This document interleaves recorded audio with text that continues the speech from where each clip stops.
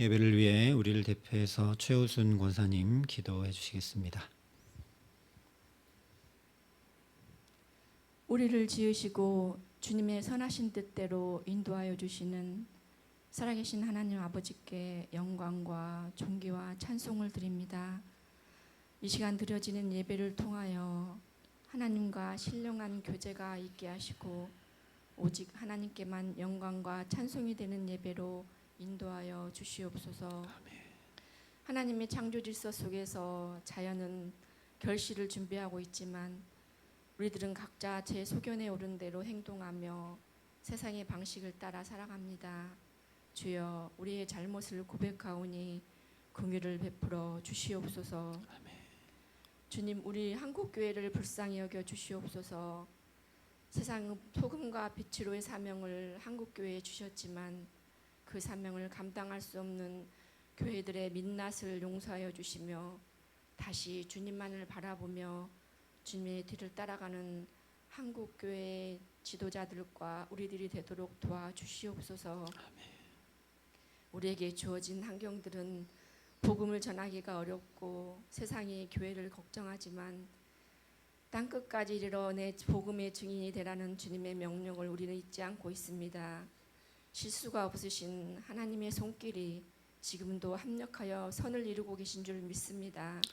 더욱 기도하게 하시고 주님의 말씀을 가까이 하는 우리들이 되도록 도와주시옵소서. 아멘. 주님, 구월을 시작합니다.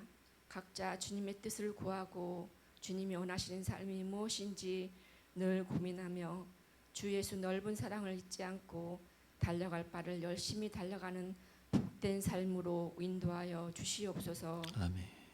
성령으로 저희와 함께 하시는 하나님, 오늘도 주의 말씀을 대언하시는 목사님께 성령을 덧입혀 주셔서 하나님의 말씀을 온전히 전할 수 있도록 함께 해주시고 그 말씀을 듣는 우리 모든 성도들이 삶의 현장에서 살아 숨쉬는 말씀, 세상을 넉넉히 이기는 힘 있는 말씀이 되길 원합니다.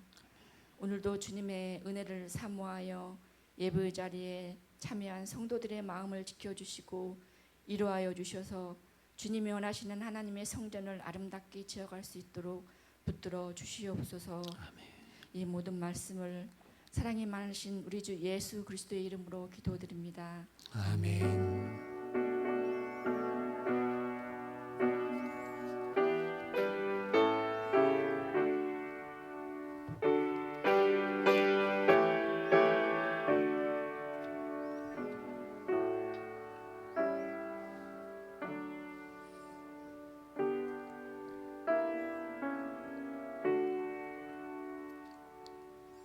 오늘 우리에게 주시는 하나님 말씀은 사도행전 1장 6절부터 11절의 말씀입니다.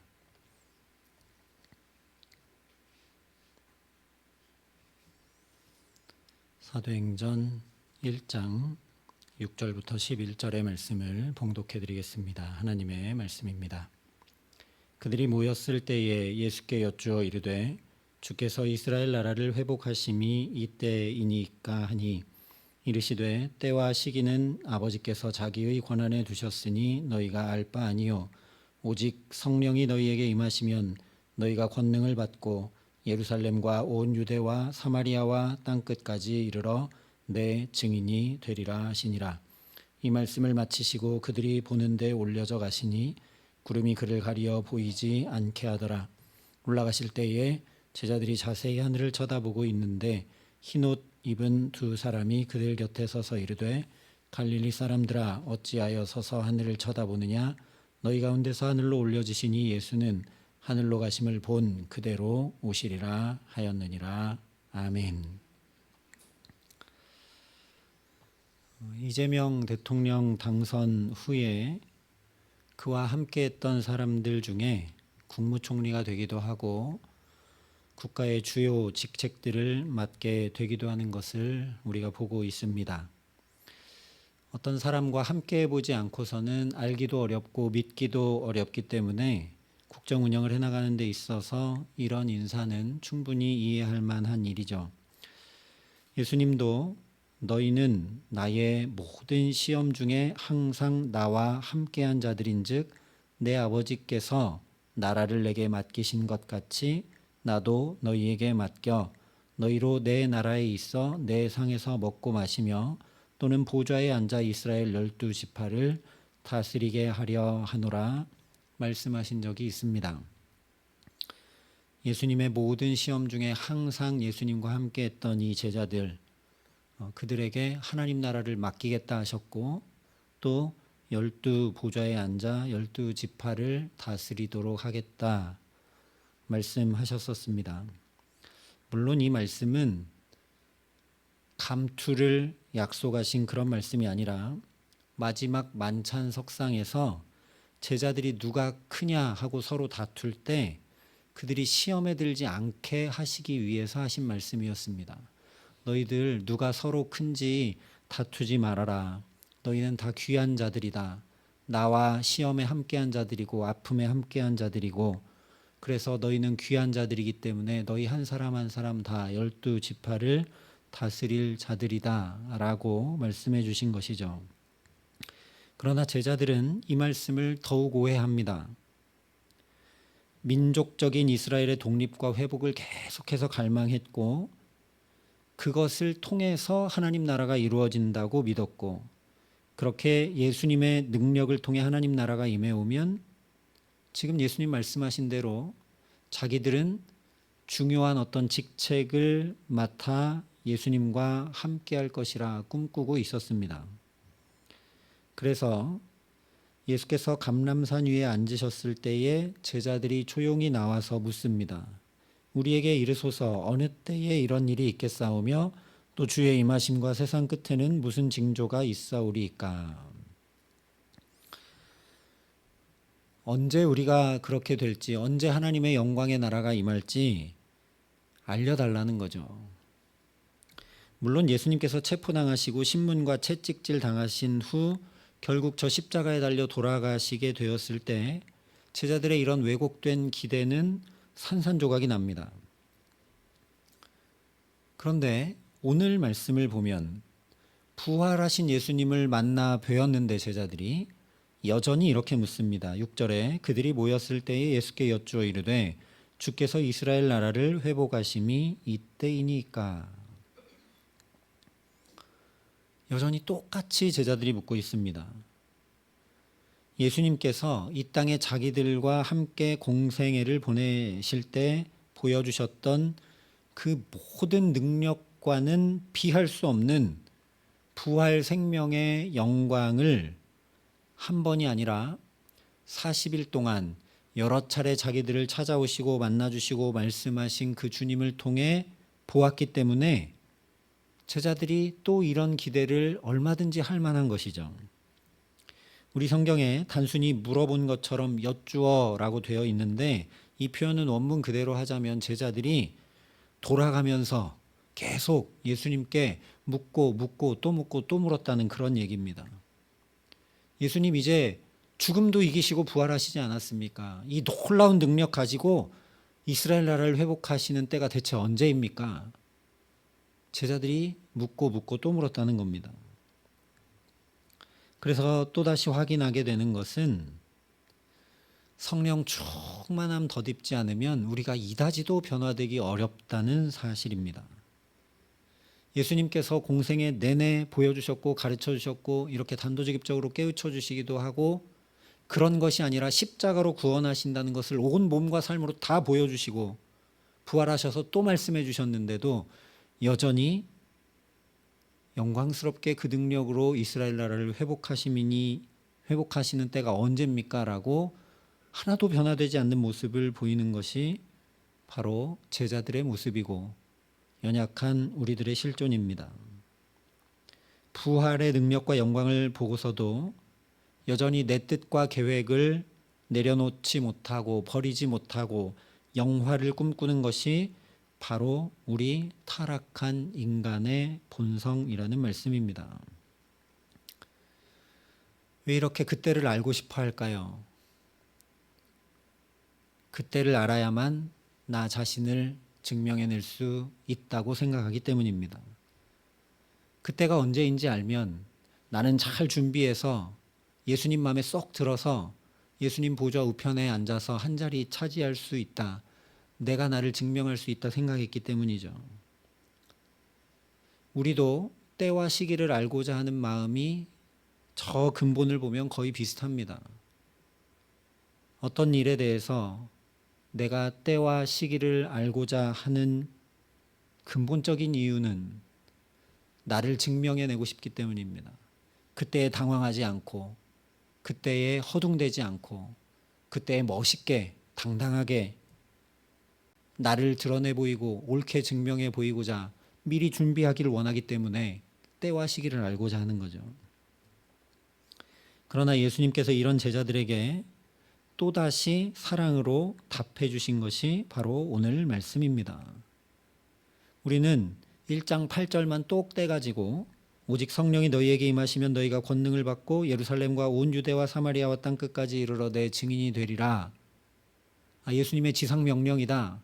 그러니까 우리가 성령을 받아서 주의 증인된 삶을 살아야 된다. 이것만 생각하게 될 때가 많은데 예수님이 이 말씀 어떤 배경에서 어떤 상황에서 어떤 맥락에서 하셨는가? 제자들이 때와 시기를 알고자 할 때 부활하신 주님을 뵙고도 여전히 변화된 삶을 살지 못하고 자기들의 기대와 바램과 욕망을 내려놓지 못하고 자기들 계획대로 저 로마도 무너지고 저 잘못된 종교자들도 다 쫓겨나고 그 예수님의 나라가 회복되어 나도 거기서 영광스럽게 한자리 하고자 하는 그 마음 그대로 갖고 있었을 그때에 해주신 말씀이 이 말씀이라는 겁니다. 그래서 이르시되 때와 시기는 아버지께서 자기의 권한에 두셨으니 너희가 알 바 아니요 하시면서 지상 명령을 말씀해 주셨습니다. 그러니까 우리가 잘 알고 있는 예수님의 지상 명령은 무슨 얘기겠습니까? 때와 시기를 알 필요가 없고 이것 하면 된다라는 말씀이라는 겁니다. 때와 시기를 잘 알아서 너희를 증명하고 드러내 보이고 싶느냐? 그럴 필요 없다.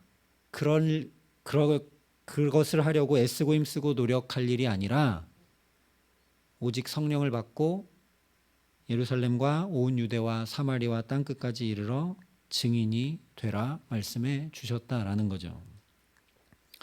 그래서 일단 너희가 알 바 아니요 하신 말씀에 대해서 우리가 좀 생각해 봐야 합니다. 원문 그대로 하자면 그것을 아는 것은 너희의 것이 아니다. 그런 의미입니다. 쉽게 얘기하면 말 필요 없는 거 자꾸 알려고 하지 말라는 겁니다. 그런데 우리도 곰곰이 생각해 보면 굳이 알지 않아도 되는 것을 알아서 괴로울 때가 훨씬 많습니다. 그냥 주님이 알게 하시는 것만 보고 듣고 알면 되는데 굳이 궁금해하면서 이것도 알려고 하고 저것도 알려고 하고 내가 모르면 그것이 불안한 것이라고 여겨서 자꾸만 알려고 하는 쓸데없는 것, 필요 없는 것들을 알려고 하는 것이 우리의 본성입니다. 서두에 말씀드린 대로 그것을 알아야 내가 나를 잘 증명할 수 있다고 생각하기 때문입니다. 그러나 그렇게 하지 말라고 주님이 말씀하십니다. 알 바 아니다 라고 말씀을 하십니다. 특별히 우리가 알 바 아닌 것, 알 필요가 없는 것이 무엇이냐? 바로 하나님의 권한입니다. 이르시되 때와 시기는 아버지께서 자기의 권한에 두셨으니.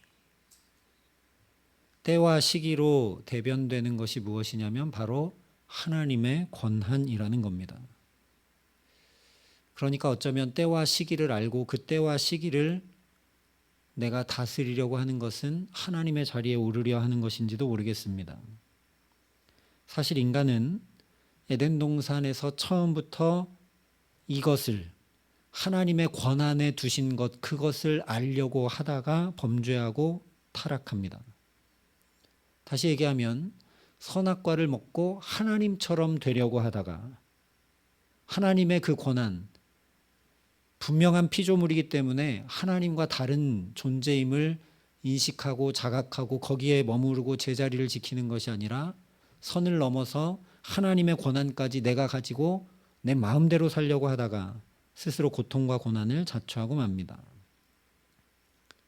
하나님의 권한 아래에 있는 것은 하나님께 맡겨두는 믿음이 있어야 합니다. 우리가 다 아는 것 같지만 사실 아는 것 하나도 없습니다. 때와 시기로 대변되는 오늘 이 말씀 그대로 사실 우리 스스로를 가만히 살펴보면 언제 들숨을 쉬어야 될지 언제 날숨을 쉬어야 될지조차도 알지 못하는 것이 우리 존재입니다. 그러나 하나님이 주관자 되신다. 하나님이 다스리신다.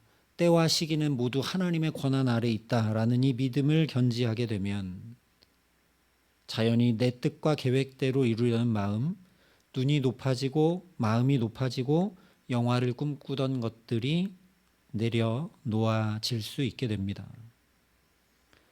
내가 지금 보기엔 잘 이해가 되지 않아도 내가 볼 때는 지금 이때 이것이 이렇게 되어야 하는 것 같아 보여도 나보다 지혜롭고 능력 많으신 정확하신 하나님께서 가장 아름답고 복된 때에 이루실 것을 믿음으로 나아가면 다른 사람과 비교하는 마음, 이것저것 판단하는 마음, 간섭하고 조정하고 지금 이루려 하는 조급한 마음이 자연히 사라지게 됩니다.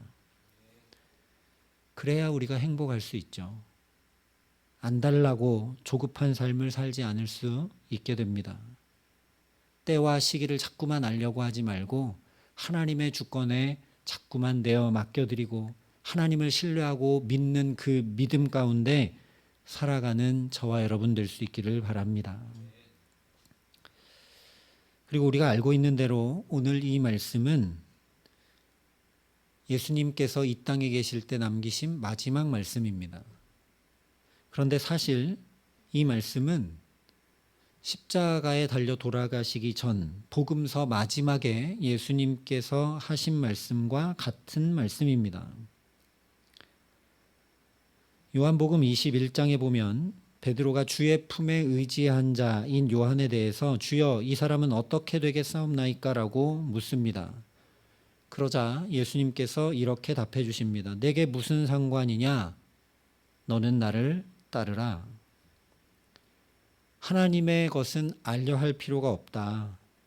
주의 품에 의지한 그 제자가 어떻게 되는지 알려 할 필요 없다. 하나님께 맡기고 너는 나를 따르라. 이렇게 말씀해 주셨습니다. 오늘 말씀 동일하다라는 겁니다. 때와 시기에 대해 알 바 아니요 성령을 받고 주의 증인되라는 말씀입니다.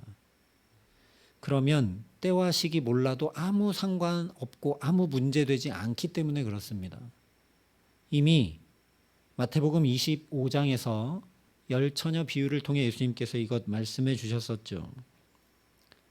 기름이 준비된 자는 설령 같이 졸고 잔다고 할지라도 아무 문제가 되지 않고 신랑이 올 때 같이 잔치에 참여하게 됩니다.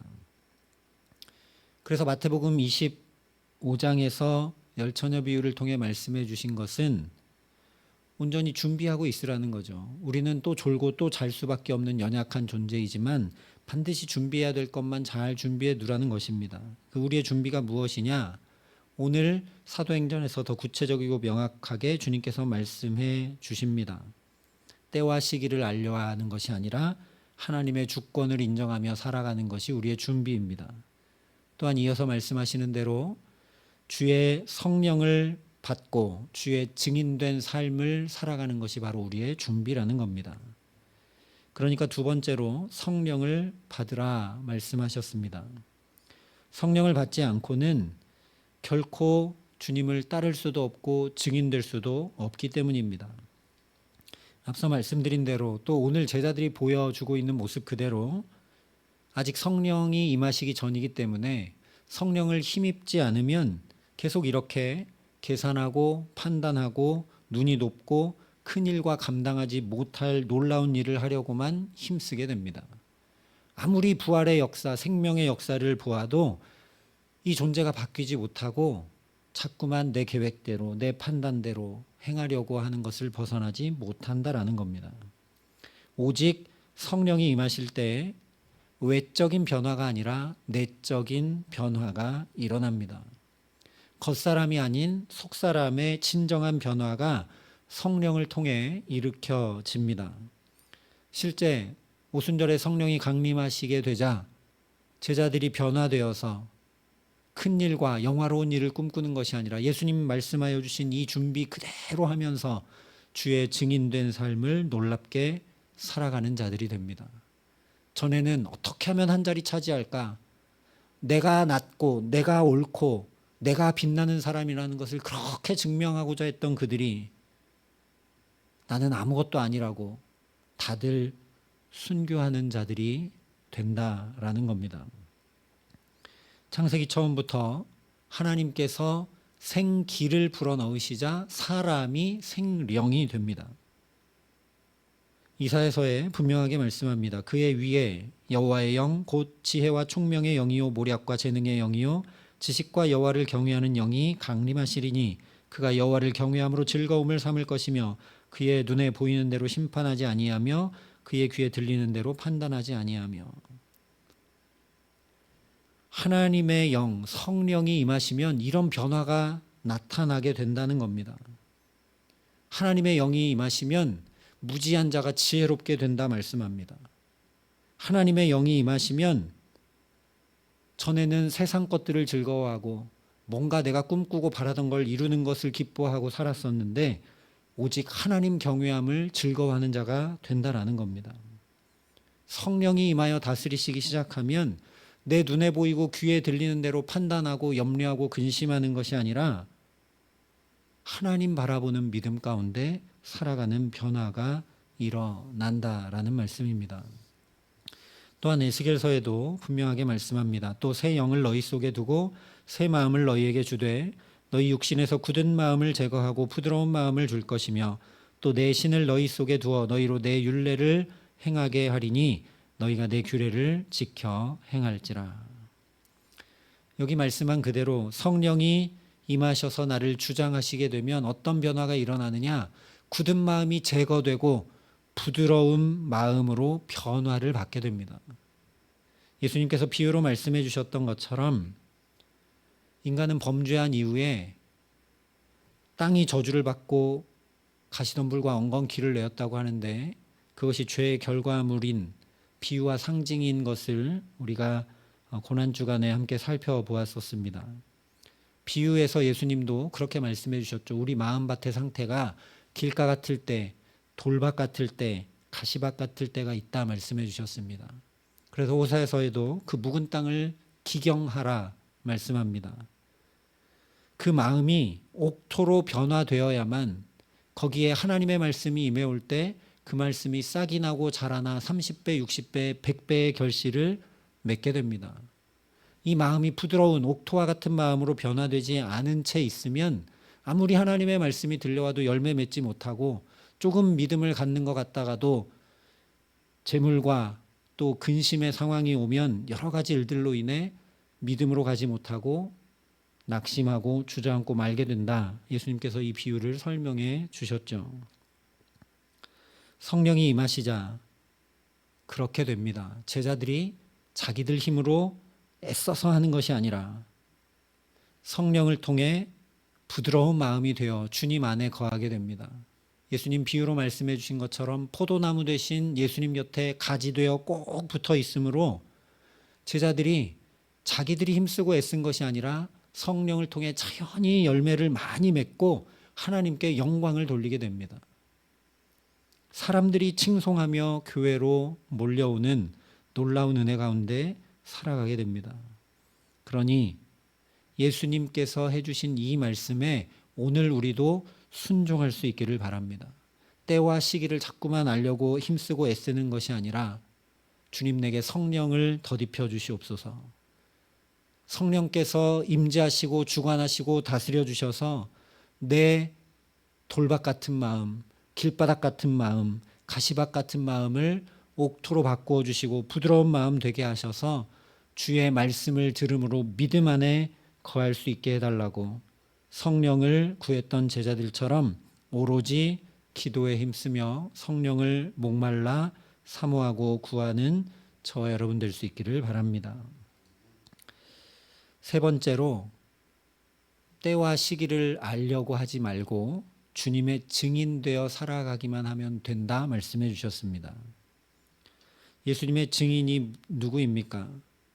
예수님께서 어떻게 하셨는지 알리고 보이고 경험시키는 사람들입니다. 그러니까 무엇보다 먼저 예수님의 증인되어 살려면 예수님의 행적을 보고 듣고 확인해야 합니다. 그렇지 않고서 내가 증인이다 하고 말하기 시작하고 전하기 시작하면 그것은 거짓 증인일 수밖에 없겠죠. 예수님을 직접 만나고 부활까지 목격하고 오늘 말씀한 대로 승천까지 다 본 제자들은 당연히 증인될 수 있는데 그럼 우리는 어떻게 증인될 수 있는가? 감사하게도 우리에게 이 성경 말씀을 주셨습니다. 말씀이 육신이 되어 우리 가운데 거하신 분이 예수 그리스도이십니다. 그러니 오늘도 우리가 주의 증인되어 살려면 가장 근본적으로 이 성경 말씀을 통해 예수님을 보고 예수님의 말씀을 들어야 합니다. 구약의 모든 말씀도 다 예수님을 예언한 말씀이고 예수님을 나타낸 말씀이라고 성경이 이야기합니다. 성경 어디를 읽든 그 말씀을 통해 예수님을 보고 예수님의 음성을 듣는 저와 여러분 될 수 있기를 바랍니다. 그런데 세상 증인은 말로만 내가 이것을 보았다, 확실하다 이렇게 증언하면 되지만 성경에 예수님께서 말씀하신 증인은 그런 것이 아닙니다. 가르쳐 지키게 하라 말씀하셨습니다. 가르쳐 지키게 하는 증인, 즉 삶으로 증언해야 하는 증인입니다. 그래서 어렵죠. 그래서 성령 받지 않고는 우리가 도저히 그렇게 할 수 없는 것입니다. 우리가 스스로 우리 자신을 알지 않습니까? 제자들처럼 내가 잘 준비된 사람이고 나는 빛나는 사람이고 내가 그럴 만한 사람이라고 나를 드러내고 증명하기를 좋아하는 사람이지 내 삶으로 예수님의 그 아름다운 모습을 증언해 내려고 잘 살아가지 못하기 때문입니다. 가르쳐 지키게 해야 되는데 내 삶에 예수님의 모습이 잘 나타나지 않는 것 때문에 괴롭죠. 그러니 예수님께서 하나님 나라 복음을 위해 이 땅에 오셨다고 한 것처럼 우리도 우리 살아가는 모든 삶의 모습이 하나님 나라를 드러내는 것이 되기를 소망하고 열망하며 성령을 구하며 살아가야 합니다. 밥을 먹고 잠을 자고 일을 하고 사람들을 만나는 모든 것들 가운데 하나님 여기에 또 하나님 나라가 임하고 경험되게 해달라고 간구하며 매일매일 살아가야 합니다. 그래서 하루 시작하는 첫 시간 주 앞에 기도하는 것이 중요한 것이죠. 대략 오늘 우리가 이런 일을 하고 오늘 누구누구를 만날 거니까 그런 것들을 하나님 앞에 다 올려드리고 하나님 이 만남 가운데 이런 일을 행하는 가운데 여기 또 하나님 나라 이루어질 수 있도록 성령으로 붙들어 달라고 은혜를 구해야 합니다. 우리 모든 언행 심사를 통해 하나님의 살아계심과 영광과 사랑을 드러내고자 날마다 은혜를 구하며 살아갈 때 우리가 비로소 주님의 증인된 삶을 살아갈 수 있다라는 것입니다.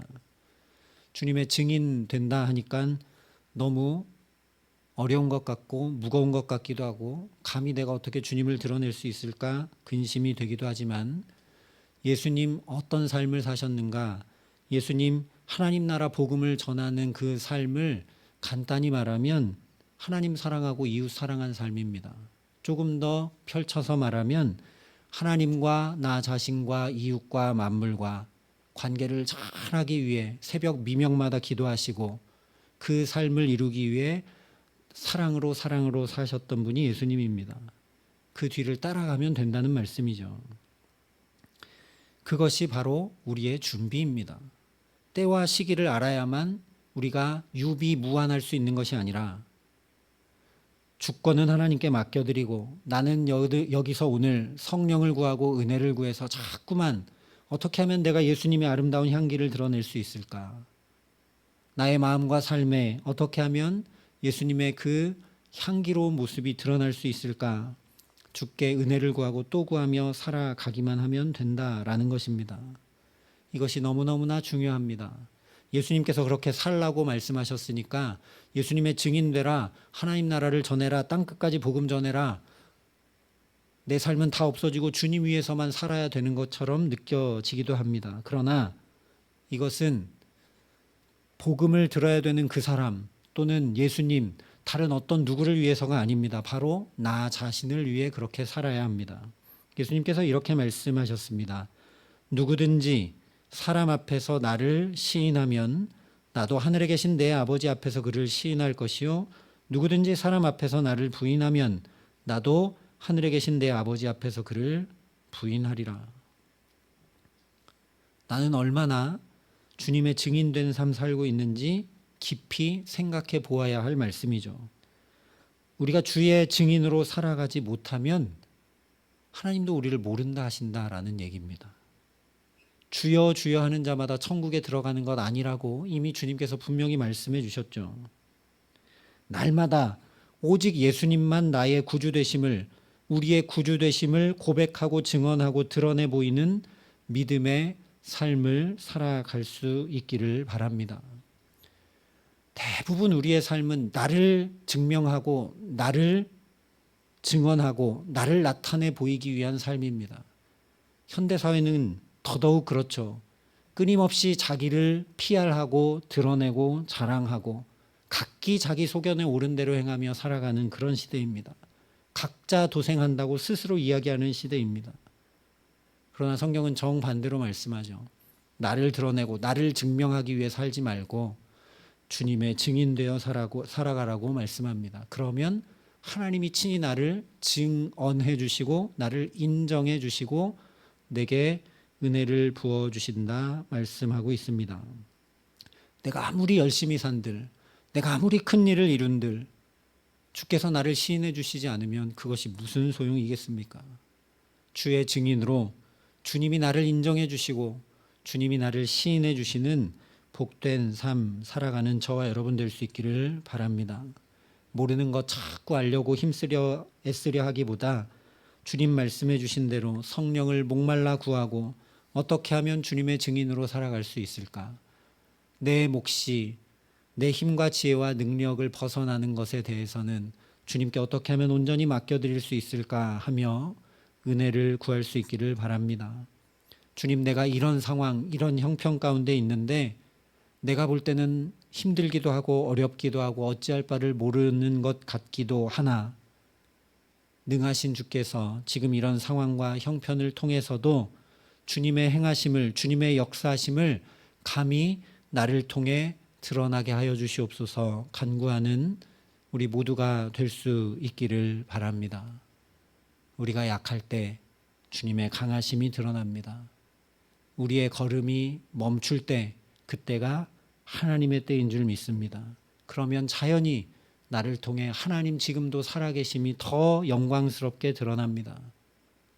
주님의 살아계심, 주님의 역사하심, 내 뜻과 계획 때문에 가로막아서지 않고 나를 주님 앞에 맡겨드리고 주의 증인된 복된 삶, 그렇게 주님이 시인해 주시고 인정해 주시는 복된 삶, 주와 함께 살아가는 저와 여러분 되게 하시기를 예수님의 이름으로 간절히 축원합니다. 아버지 하나님, 내 능력을, 내 명예를, 내 존재를 증명하고 드러내고 확인시키고 행여 많은 이들에게서 그런 나의 존재가 잊혀지고 인정받지 못할까 전전긍긍하며 살아가는 우리들을 긍휼히 여겨 주시옵소서. 거기 행복의 길이 있는 것이 아니라 그렇게 연약하고 부족한 나, 지혜 없고 무능한 나, 이런 나에게 주님 찾아오셨고 성령으로 지금도 함께 하시고 그래서 하나님 살아계신다라고 나도 남도 인정할 수밖에 없는, 그렇게 자연히 주님의 증인된 삶을 살아갈 때 복되고 행복할 수 있음을 주님 말씀하여 주신 그대로 우리가 살아갈 수 있도록 은혜 위에 은혜를 더하시고 함께하여 주시옵소서. 우리가 살아가는 이 삶 깨닫기만 하면 나 같은 자에게 주님을 드러낼 수 있는 복된 증인의 삶 살게 하신 것임을 알고 행복하게 살아갈 수 있는 줄 믿습니다. 성령 하나님 우리에게 임재하여 주셔서 이렇게 부족한 자가 주의 귀한 아들 딸들을 맡아 기르며 하나님 아버지 되심을 나도 모르게 드러내고 증거하고 있음을 깨달아 알 수 있도록 해주시고, 나도 부모님의 자녀로 살아가면서 나를 하나님의 자녀 삼으신 것을 또 깨달아 알고 경험하며 살게 하시고, 아무것도 가지지 않고 태어난 내가 이렇게 때로 사랑도 베풀고 또 여러 사람들의 아픔도 돌보기도 하며 복된 삶을 살아가는 자로 채워주신 은혜가 큰 것을 보고 하나님 살아계심을, 주님은 생명을 주되 풍성히 주시는 분임을 내 삶을 통해 지금도 드러내고 증명하고 있는 것 우리가 지나쳐가지 말게 하시고 분명히 깨달아 알고 기뻐하고 감사하고 찬미하며, 그런 주님이시기에 이런 상황과 환경 가운데서 또 하나님 살아계심을 나를 통해 드러내시고 증거하시고 역사하셔서 나를 주의 증인된 삶, 복된 삶 살아가게 하실 것을 믿고 주와 함께 살아감에 부족함 없도록 우리 모두에게 성령으로 역사하시고 함께하여 주시옵소서. 예수님 이름으로 기도합니다. 아멘.